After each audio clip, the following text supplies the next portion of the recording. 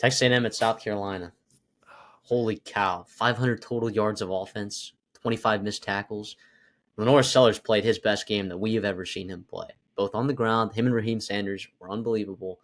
And he just found ways to, the offensive line did not play well for South Carolina. They did not. But Lenore Sellers made plays with his legs and his massive size. He got out of the pocket, broke tackles. I think he broke himself. I think he broke 4 tackles from Shamar Stewart. 4 for Shamar Stewart, who weighs like 260, 270 pounds. Like, that's crazy.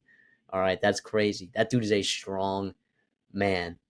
And from the Texas A&M side, you know, people were talking about, throwing Connor, do this, do that with the quarterback spot. I don't think offense was your problem, right? You didn't convert on 2 fourth downs, which was really big.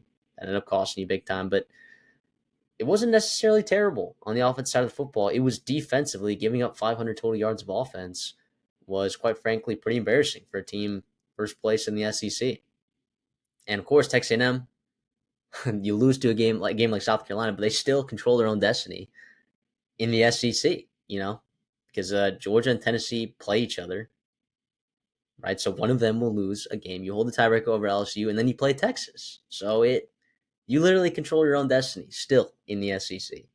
But they had to play a lot better than they did today. And obviously South Carolina we talked about them since week 2, right, when they just dismantled Kentucky, that they're going to give every team problems, no matter what the score is going to be, no matter what it is. Like, they're going to be a nightmare for a lot of teams, and it turned out to be they finally got someone, and they got A&M. They were the unlucky straw in Columbia down there.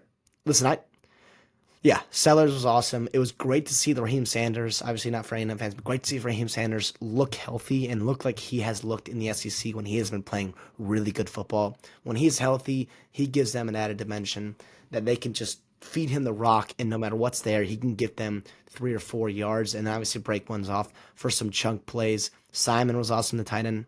Their defense really got after. That was the frustrating part for A&M, was the turnovers, right? And then also the fourth down conversion. You mentioned that, like, for a team that ran the ball so well a week ago, the O-line was been playing so well, not being able to get a yard or sometimes half a yard when you needed to, that led to 10 points for South Carolina in a game where it was much closer than the score indicated, right? Obviously, it got ugly late because you were trying to press and score touchdowns, whatever it may be, and not punt, and you threw the interceptions and the pick six, whatever it was, right? Or not the pick six, but the interception. That's frustrating. That's those small margins. That's just really hard in year one as your coach. I still think I feel really high on Texas A&M going long term. I still feel really high on what Shane Beamer can do at Carolina. This team is really dangerous as well. Obviously, the Le'Veon Moss injury, super sad, super tough. It looked like a pretty scary injury. Obviously, the whole A&M sideline, felt super bad for him, was going in the 10th and all that stuff. But he is a monster. He is really good. And when you are struggling potentially to move the football down the field at times, like, he's a back which you can give the ball and get 3-4 yards whenever you want, similar to how Raheem Sanders was for South Carolina and breaking tackles and forcing missed tackles. Le'Veon Moss has done that all year for you. And now, second leading rusher in the SEC, he's out for the year now potentially, and at least what it looked like there. It's obviously super sad for A&M.